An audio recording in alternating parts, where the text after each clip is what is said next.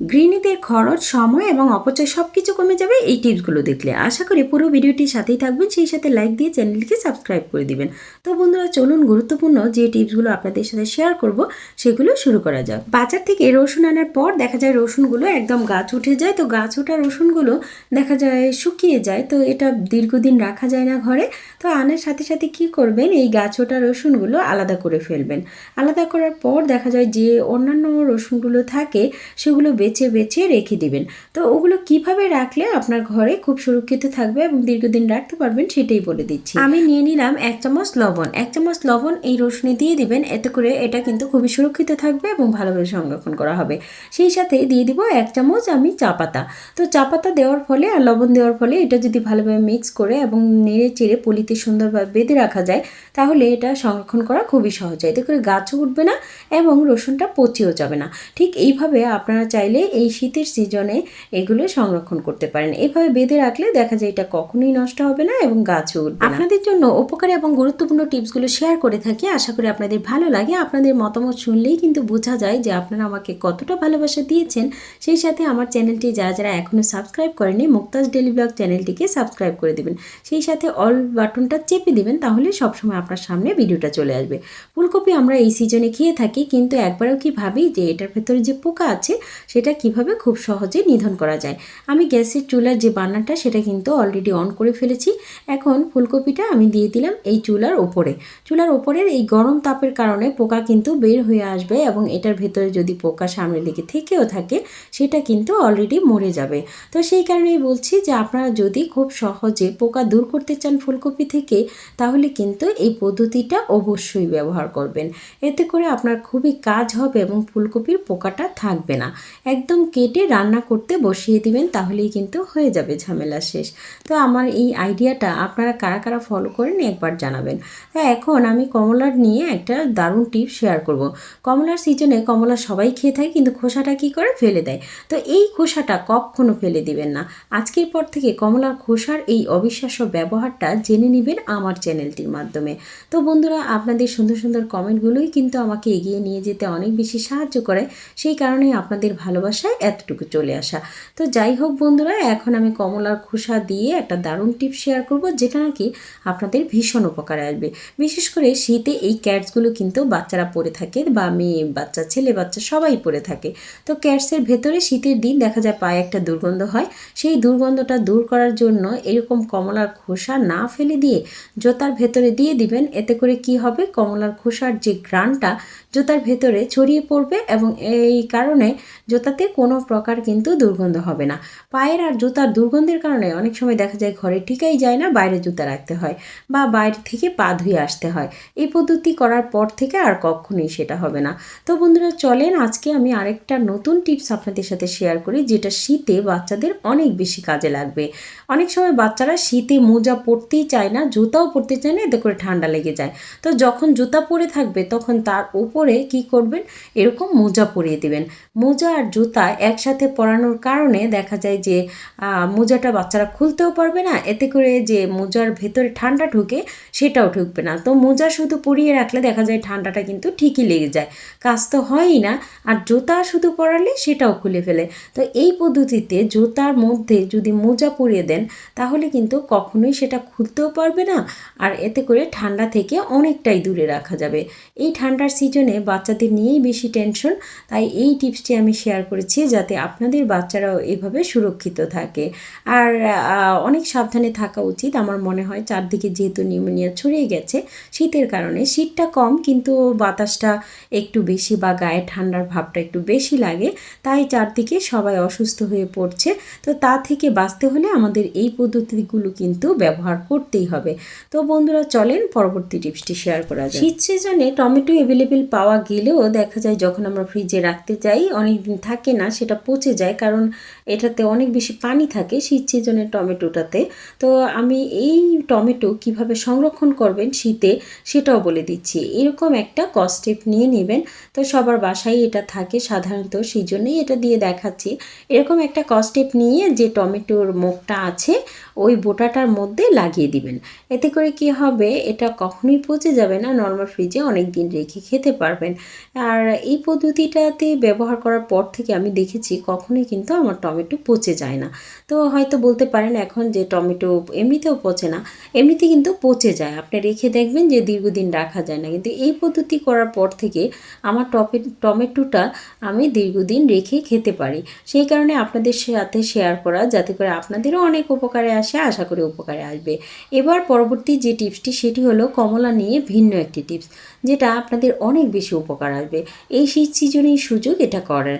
কমলার খোসাগুলো আমি না ফেলে দিয়ে সেগুলো কুচি কুচি করে কেটে নিয়েছি। কেটে একটা ফেলে দেওয়া যে আইসক্রিমের কাপ থাকে, কাপ আইসক্রিম খেয়ে থাকে বাচ্চারা, সেটা কিন্তু আমি সংরক্ষণ করে রেখে দিয়েছি এই কাজটা করার জন্য। কমলার খোসাগুলো এটাতে নিয়ে নিলাম। তারপরে আমি এখন দিয়ে দিচ্ছি একটা টিস্যু দিয়ে, তারপর একটা রাবার দিয়ে এটার মুখটা আমি আটকে নিব। আটকে নেওয়ার পর কি হবে, এটা ভেতরে আর বাতাসও ঢুকবে না, বেরও হবে না। কিন্তু এটা যদি আমরা একটা পেন দিয়ে ছিদ্র করে দেই তাহলে সেটা কিন্তু খুব সহজে বের হতে পারবে।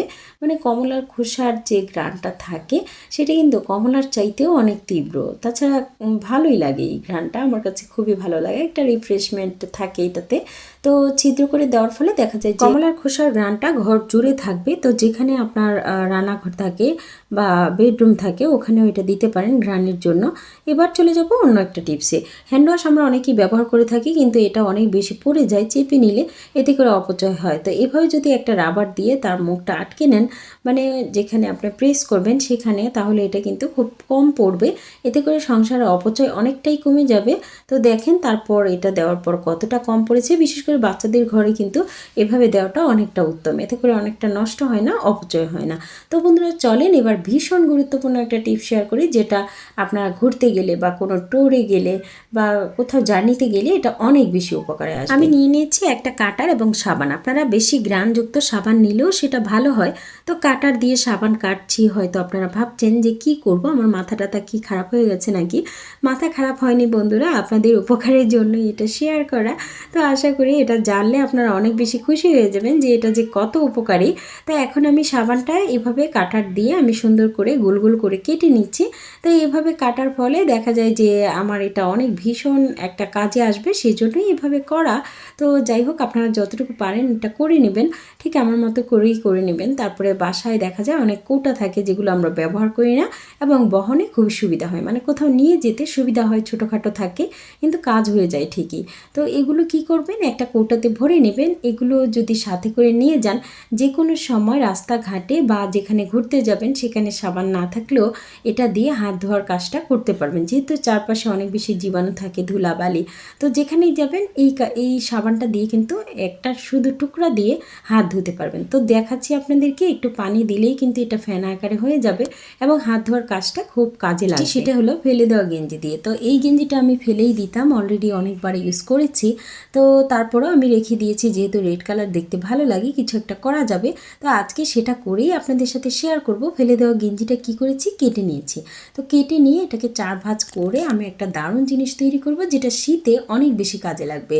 তো ফেলে দেওয়া গেঞ্জি দিয়েও অনেক কাজ হয়, সেটা এই আইডিয়াটা না দেখলে আপনারা কিছুতেই বুঝতে পারবেন না। সেই কারণে আপনাদের সাথে শেয়ার করা। যারা যারা ফেসবুক থেকে দেখছেন তারা কিন্তু চাইলে পেজটিকে ফলো দিয়ে আমার সাথেই থাকতে পারেন, তাহলে এই সমস্ত ভিডিও সবসময় আপনার চোখের সামনে সামনে থাকবে। তো দেখুন এখন এটাকে একটা দাগ দিয়ে দিচ্ছি। তো দাগটা কি আকারে হবে, দাগটা হবে যার পায়ের জন্য এটা তৈরি করবেন তার পায়ের একটা মাপ নিয়ে নেবেন, মাপ নিয়ে সেটা গোলাকারে কেটে নেবেন। তো কেচি দিয়ে আমি সেই শেপের আকারে আমি কেটে নিচ্ছি, বা তার যে জুতাটা পায়ের সেটা দিয়ে মাপ দিয়ে কেটে দিলেও হবে। তো অলরেডি আমি এটা কেটে নিচ্ছি একটা গোল সাইজ করে। একদম মাপটা সঠিক হতে হবে তা না, এটা সেলাই করলেই মাপটা ঠিক হয়ে যাবে। তো অলরেডি আমি গোল করে কেটে নিয়েছি। তো এটা কেটে নেওয়ার পর এখন এটাকে সেলাই করতে হবে।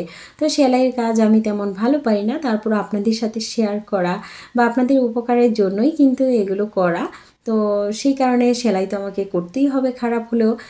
তো এখন আমি এটা দুইটা যে ভাঁজ আছে সেই ভাঁজগুলো সেলাই করে নেব। 4-5টা শুধুমাত্র একটা যে দাগ আছে সেই দাগ অনুযায়ী বা যে রাউন্ড শেপটা আছে এটা অনুযায়ী সেলাই করলেই হয়ে যাবে। তো আস্তে আস্তে আপনাদের সাথে কথা বলতে বলতে পুরোটা কিন্তু আমি সেলাই করে নেব। এই তো হয়ে গেছে। এখন এই অবস্থায় আমি দুইটাই করে নেব। দুইটাই করে নেওয়ার পর দেখা যায় যে একটা অনেক সুন্দর একটা জিনিস তৈরি হয়ে যাবে, যেটা দেখলে আপনারা পুরাই অবাক হয়ে যাবেন। তো সমান করে সুতাগুলো কেটে নিচ্ছি। তারপর আমি এটা এখন যে মাঝখানের অংশটা সেখান থেকে একটু কেটে দিব। মাঝখানের অংশটা থেকে যদি কেটে নেওয়া যায় তাহলে সেটা একটা মোজা আকারে পরিণত হয়ে যাবে। মানে বলতে গেলে শীতের যে জুতা সেটাও কিন্তু তৈরি হয়ে যাবে। আপনারা চাইলে এইভাবে ট্রাই করতে পারেন, এতে করে কোনো প্রকার মোজা কিনতে হবে না এবং খরচও হবে না সংসারে। তো অনেকেই এটা নিয়ে বাজে মন্তব্য করতে পারে, কিন্তু আমার মনে হয় এটা খুবই কাজের, তাই আপনাদের সাথে শেয়ার করা। তো এই তো আমি কেটে নিচ্ছি দুইটার মাঝখানেই। এখন এটা আমি উল্টে দিব। উল্টে দিলে দেখবেন সুন্দর একটা মোজার মতো তৈরি হয়ে যাবে। অনেকেই এই মোজাগুলো বাইরে থেকে কিনে, তো আর একটু সুন্দর কাপড় বা আর একটু ডিজাইন ফুলওয়ালা কাপড় কিনলে এটা দেখতে হয়তো আরও সুন্দর লাগতো।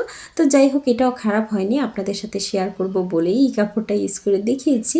তো এখন পায়ে পরিয়ে দিব বাচ্চার। তো দেখেন এখন অলরেডি আপনাদের সামনেই পরিয়ে দিচ্ছি যে কতটা উপকারী জিনিস তৈরি হয়ে গেল শুধুমাত্র ফেলে দেওয়া গেঞ্জি দিয়ে। কোনো কিছুই ফেলনা নয়, সংসারে সব কিছু যদি যত্ন করে রাখা যায় তাহলে সেই জিনিসগুলোই দেখা যায় আপনাদের অনেক বেশি কাজে লেগে যাবে। তাই আপনাদের সাথে শেয়ার করা। আইডিয়াটা কেমন লেগেছে অবশ্যই জানাবেন। সেই সাথে আপনাদের আজকের টিপসগুলো থেকে কোন টিপসটা বেশি ভালো লেগেছে সেটাও কিন্তু। তো বন্ধুরা, সবাই ভালো থাকবেন, সুস্থ থাকবেন। আল্লাহ হাফেজ।